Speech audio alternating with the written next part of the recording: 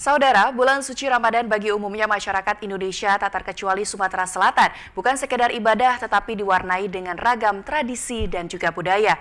Beragam pernak-pernik Ramadan ini kami hadirkan dalam kolase Ramadan berikut ini.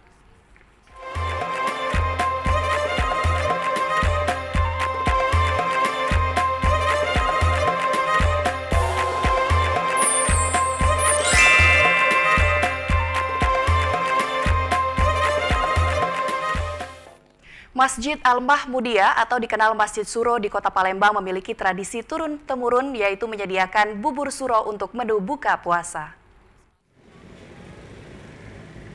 Saat bulan Ramadan di kawasan 30 Ilir, tak lengkap rasanya bila tak berkunjung ke masjid tertua yang ada di kawasan ini, Masjid Al-Mahmudiyah atau yang lebih dikenal Masjid Suro. Masjid yang bangunannya masih kokoh dan terjaga keaslian arsitekturnya ini tak pernah sepi jemaah, apalagi saat buka puasa.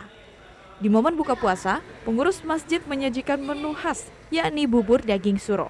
Pengurus masjid mulai menyiapkan pembuatan bubur saat ba'da zuhur. Dari penyiapan bumbu, daging, sampai proses pembuatan bubur yang membutuhkan waktu sekitar 2 hingga 3 jam. Warga, tak terkecuali anak-anak, sudah mulai mengantri setelah sholat asar. Pihak panitia mengatur mereka yang ingin mendapat jatah bubur dengan membawa tempat makan masing-masing agar tidak terjadi kerumunan.